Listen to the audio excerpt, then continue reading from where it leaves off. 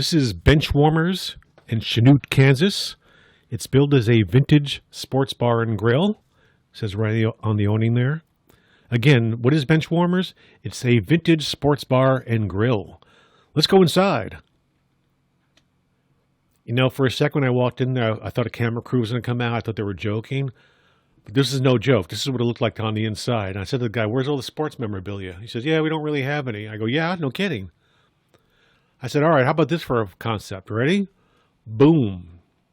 One more time. Boom." So on the top is the way I found it. On the bottom is the mock-up. And he actually did it. And this is what it looks like. Isn't that pretty? So now when you're eating your hamburger, you actually have something to look at. Or you can request a table. Can I have the Ted Williams table, please? Very pretty. Very cool. And guess what? It won an interior design award from Kansas City Main Street. Now, do you see my name on the award? Of course not. And I'm not bitter. This is Another Time Restaurant in Rosenberg, Texas. A very cool place. And this is their menu, which isn't so cool. It's horrible. Most menus look like this. It's terrible. And this is her business card with her horrible logo on it. And when I met with her, I said, "Here's your problem." Or here's the good news. You're in a very cool building. It's from 1900, which means everything you do should look like it's from 1900. Your current logo looks like it's from 1983. It's like a nightmare. So the first thing I'm going to do is fix your logo. It's going to look like it's from 1900. And this is what I came up with. Ooh, nice. Very t-shirtable. And then the next thing I'm going to do is fix your horrible menu. Because menus used to be cool. They used to be collectible. Now they just throw them out. So we go from this to this. Ooh, nice. Very cool. So this is her old business card, and here's her new business card. Hey, let's play the business card game one more time. Which place would you go to? This place or this place? It's the same place. And here's her campaign. Again, when I say campaign, that scares people. But it was real small. Basically, it was a placemat, a menu, business card, postcard, and a t-shirt. That was her little campaign.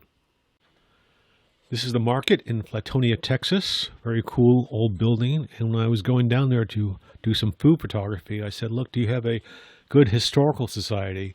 Because I want to go through their archives." And he said, "Yeah, we got a great one." So I was looking for old pictures and memorabilia and stuff like that. And I found a great old picture from the 20s when the place was constructed. See, there it is today, but there it was then.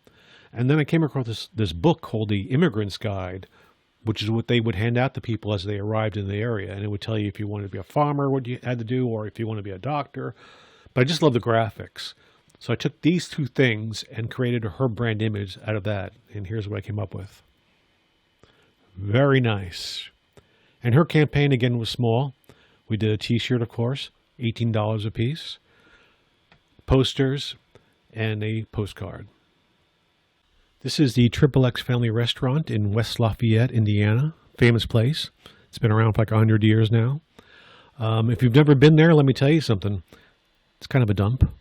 They call them greasy spoons, but the place hasn't changed in 100 years, though the food is killer. So here was the advertising they were running 18 years ago when I first met them. So I'm going to show you the first brand image I did for them, kind of making fun of their name, XXX. Our name may be XXX, but our food is rated G. Funny, huh? Now that's the reality, and there's the fantasy of the brand image. And you want to know something interesting? You see that girl on the bottom left? That's their daughter. She was 4 when I shot this. Remember that David Badiah TV spot? That's her all the way on the right, the blonde girl in the glasses. She's now in college. And guess what? They're still running this brand image. And here's the second brand image I did for them 18 years ago, addressing their history. We were here before your mother was born. Funny. So what we did was we printed up these postcards and we sent them out to everybody. And one of them got in the hands of the Food Network. They put them on TV and they made them famous. And they made them rich.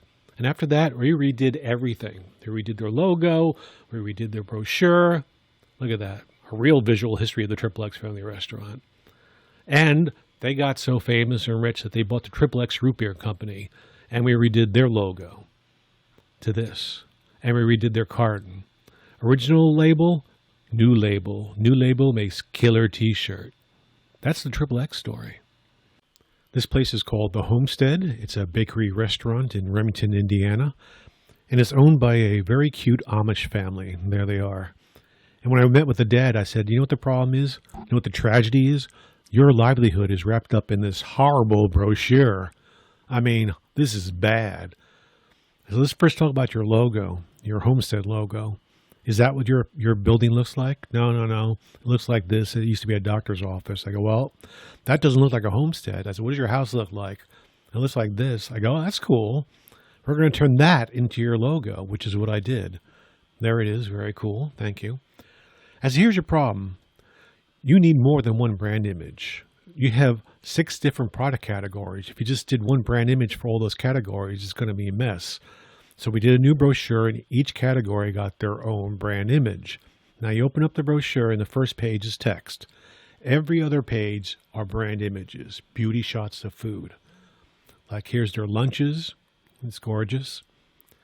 This is their special desserts. Notice the propping with the Amish stuff, the bonnets and all that stuff. This is their cold cuts. And they have a whole line of takeout foods, frozen foods. Great stuff. And they also sell bulk food. But it actually arrives like this. I said, can't we pretend they come in barrels and you're Amish? And so that's what we did. So this is their old brochure. And this is the new one. Ooh, pretty. Very nice. Now remember I said, what could you slide underneath my hotel room door that would get me to say, I got to visit this place? Which brochure do you think will do that? The one on the left? Or the one on the right? This is Luminaria in Longmont, Colorado. It's a lighting store. And here's their advertising. Pretty generic, straight from the catalog.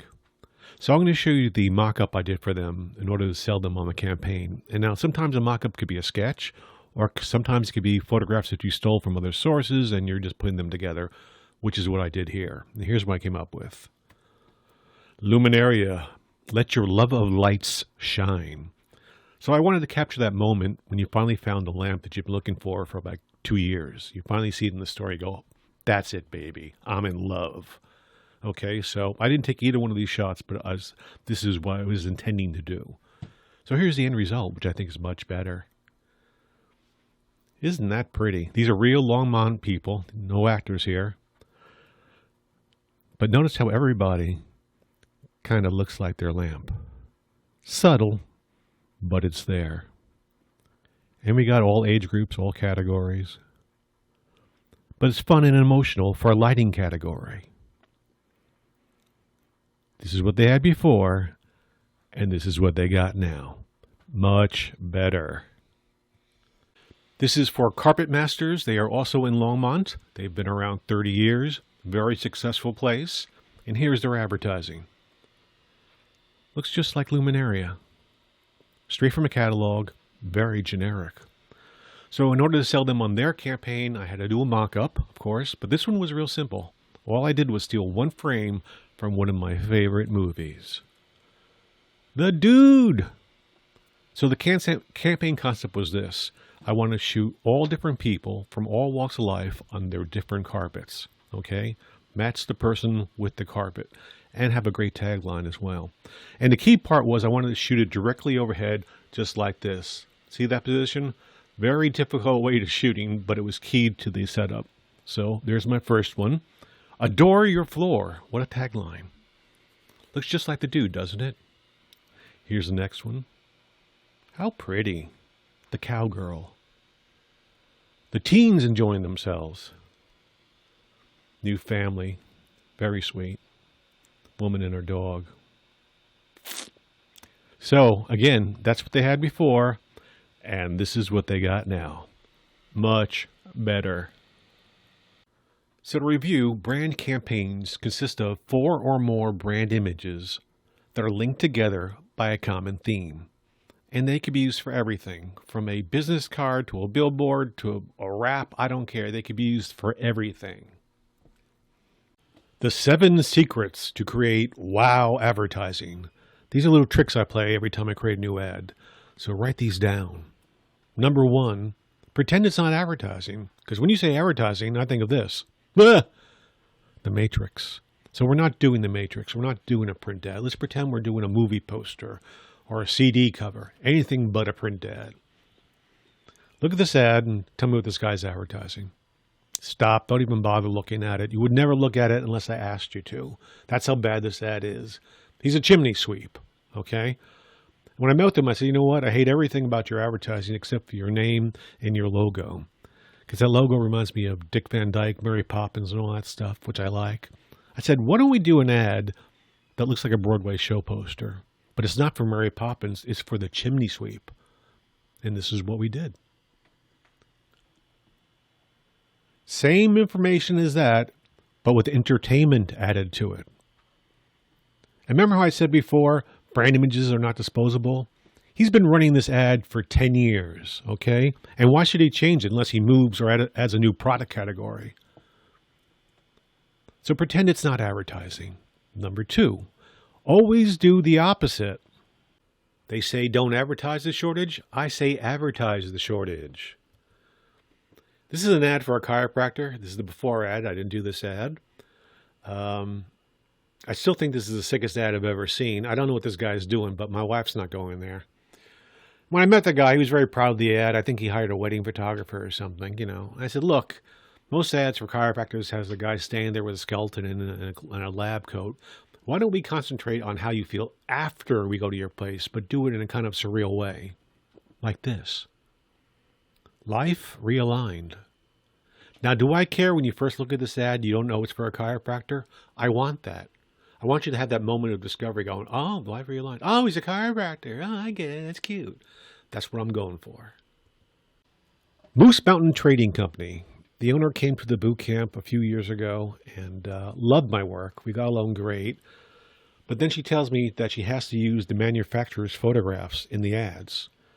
I said, well, then you can't use me. If I have to use their photographs of these women, then there's nothing left for me to do. I said, besides, what's the name of your business? Moose Mountain Trading Company? It's kind of a bizarre name for a woman's clothing store, isn't it? Whoops. Got it. Imagine how good you'll look. Moose Mountain Trading Company.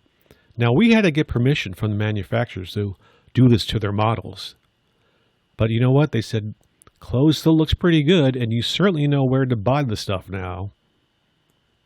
100 years ago, when real estate agents started to advertise, they all got together in one big room and they said, you know what? Don't put any effort into your advertising. Make it look really generic. Use horrible photographs of the houses, include little DMV photographs of ourselves on the bottom, but whatever you do, don't put any effort into your advertising. Well, I'm going to do the opposite of that. This woman has a business called Sherlock Holmes. I said, you know what? Let's pretend Sherlock Holmes became a real estate agent. What would his desk look like at the end of a hard day? It would look like this. Same information, but with entertainment added to it. I love this one. This guy came to the boot camp and he said to me, you know what my problem is? People only think that I sell car batteries. Really? I don't know how that's happening. Anyway, what I did for him was I went on eBay and I found a whole bunch of old battery testers from the 50s. Got them home, took them apart, scanned them, then put them back together in Photoshop and created his brand image out of this old battery tester. And if you look on the bottom, you can see the different product categories, like which battery do you want to test? Car battery, boat battery, laptop, wheelchair. And on the top, you see his name of his business, his address and everything. Great brand image and a killer t-shirt. So, always do the opposite of what's expected. Number 3, no one reads the words. It's a horrible little secret, but it's true. No one reads the words in advertising. Look at this ad here for an interior decorator. You know who read those words? One person. You know who it was? The owner. Nobody else cares. I said, besides, you're an interior decorator. Why do I have to see all these words? Dazzle me with some visual. So what I did for her was, since she's on Marco Island, it's kind of a resort area, I took her interior items and I brought them outside through Photoshop and gave her kind of a surreal treatment. Perfect solutions. Again, why would you look at this ad? It's only words, only letters. There's no entertainment value. Besides, a picture is worth 1,000 words, right? Boom. She's a decorative artist. I don't need all those words. I got it. Nice. This place is a super cool antique store down in Wake Forest. I mean, just had the best antiques. But their logo was super boring. I said, you know what your logo should look like? It came off an old crate from the turn of the last century from Europe. Something really romantic and vintaged. This is what I came up with. Ooh, nice, huh? Very nice.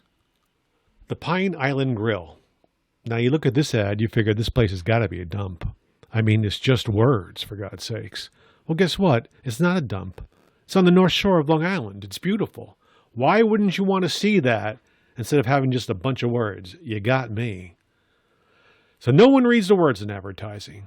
Number 4, touch a person's emotions. This is key to great advertising. Touching a person's emotions. Getting their attention. Moving them, okay? Now this is for Heights Toy Center down in Little Rock, Arkansas. Bill and Hillary used to bring their kid there, apparently. So I met with this guy. I said, you know what I want to do? I don't want to concentrate on the toys. I want to concentrate on the emotions of a kid when he sees a toy for the first time that he really, really wants. He brings it over to his dad and begs for it. That's the moment I wanted to capture, and that's what I did. So I went down south, and as people came in, I got on a big ladder. I said, go get your favorite toy and show it to me. I added that background in later on, by the way. So each time you're seeing the kid and their toy, but what you're really concentrating on is their faces. Because toys come and go, let's face it. You know, they change them every year. But what never changes is that expression. I want it. Please, can I have it? This place is called A Special Touch. It's Canada's largest gift store. 5,000 feet of glass shelves with every little knick-knack you've ever heard of. Plus the stock changes every 6 months. So when I heard that, I told the woman, you know what? I don't want to see any of this stuff. I want to concentrate on the emotion of giving. Instead of the emotion of, I want this, like I did with the Toy Center, for a special touch, I want to concentrate on the emotion of giving something. It doesn't almost matter what it is. It's the emotion of giving something to somebody. So I went up there and I photographed people as they came in the store, and I had them hold this imaginary box, which I added later on in Photoshop.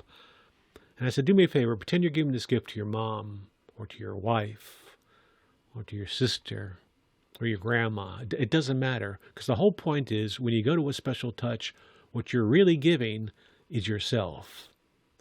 It doesn't really matter what's in the box. Get it? Kids on Stage. This is an amazing arts program for poor kids down south. They do amazing work. Unfortunately, their advertising was terrible. I said, look, let me get down there and shoot the real kids, because that's how we're going to get the feeling, okay? That's how we're going to get the impactful brand images. And this is what I got. Super cute kids. I mean, they're all adorable, and I got some great quotes. You know, there's the principal. You know, where's my checkbook? I got it. Kids on Stage. I love it. While I was down there, I met this owner of this Smelting Service, and he wanted me to do a portrait of his board of directors, but something unusual. And I don't know if you know what the type of work they do when they smelter things. They melt things down. So, okay, so here's what I came up with for his board of directors, something unusual. Ready? Boom. Now, you couldn't shoot this shot for real this way because these people will be burned to a crisp, okay? That's like lava behind them. But I added them later on Photoshop, so I kind of created this tension, these really well-dressed people in this hellish setting. Twin Creeks Retirement Home, Central Point, Oregon. What a place. Very expensive, but worth every penny. I think it's $5,000 per person per month. Anyway, I met with the owner. He showed me his brochure. It was terrible. I said, you know what would be a great brand image? If I could get all 500 old people in the courtyard at the same time and took a group shot. Almost like Perry Como showed up and they got drunk and had the time of their lives. Kind of like this shot. And the owner said, yeah, that sounds pretty cool. And as I was saying this to him, I'm noticing all the old people behind him walking super slow. I said, how am I going to get all those old people in the same area at the same time? He says, I don't know. So I went home and I drew a grid. Then I took this grid the next morning and drew it with chalk onto the pavement. And I shot them in groups of 5 as they finished their dinner. This took 2 days to shoot and 2 weeks to cut together. But my God, it looks just like this shot. Everybody is smiling. Even some of the people who may have had a stroke and couldn't smile, through some Photoshop magic, I gave them a kind of a Joker grin. So everybody's smiling. So the $1,000,000 question is, where do you want to spend your golden years? The place on the top or the place on the bottom where they have Woodstock every Friday night? The Rogue Creamery, famous place, also in Central Point, Oregon. The downtown director, Tom, was so proud of it. He said, this place has won many international awards. And I said, Tom, that might be true, but their food photography sucks. In fact, I'll take it a step further. If that cheese was applying for a driver's license, there's nothing wrong with that shot. But if I'm supposed to look at that photography and go, I'm hungry, that ain't happening, despite all the international awards they may have won. So here's what I came up with. Beautiful food photography. And since it's Photoshop, of course, everything was shot in layers. But it looks great. Much better than before. So, number 5, always be consistent. Which means the business card matches the postcard, which matches the billboard, and matches the website. And it also matches your Facebook ad. Always be consistent. Number 6, get a killer logo. And how do you know when you have a killer logo? Somebody pays you $20 for the t-shirt. Remember that. Rachel Ray one time said, people taste with their eyes first. I totally agree, but I'll take it a step further. Products with great logos taste better. Take a look at this. Which bread do you think tastes better, this one or this one? This one or this one? It's the same bread. When you go to a wine store and you really know nothing about wine, what do you think you base your purchase on? Well, it's actually 2 things, the label artwork and the price. Isn't that scary? Which makes the label artwork, your logo, key to your sales. I met this man, he had a winery in the Finger Lakes, which is very cool. He showed me his labels.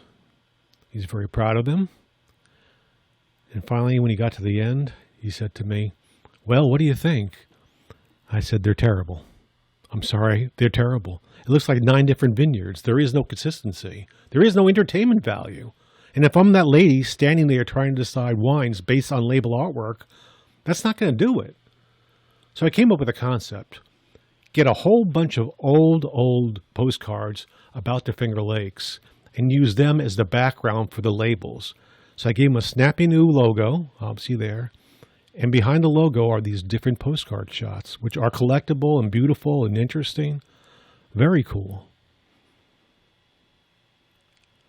Again, if I'm that lady standing there trying to decide which wine, which one are you going to buy? The one on the left or the one on the right? This man is Steve Ela of Ela Family Farms. He sells certified organic Colorado fruit high up in the Colorado mountains. And when I met him, he was starting a line of bottled goods, believe it or not. And he showed me his first label, which was this. And he said, what do you think? I said, it looks like it's for babies, like baby food, Gerber. He said, well, what would you do? I said, I'd make it look like a vintage fruit crate label. People collect those things. So that's what I did. I go from this to this. One more time. This to this. And we redid all of his labels. Like 20 different products. And after we did that, we did his signage. And after we did that, we did his crate. His crate used to look like this. Amazing fruit in this horrible box. Now it's in this box. Which fruit looks better, this one or this one? It's the same fruit. People would actually take photographs in front of those crates, he tells me now. And we also wrapped all of his trucks with his new logo, which had never been done before. It was kind of a big moment for him. And finally, number 7, delegate. Delegate. And what do I mean by delegate? No more do-it-yourself ads, please. You need to hire a professional. And if you are not super impressed by their portfolio, don't hire them.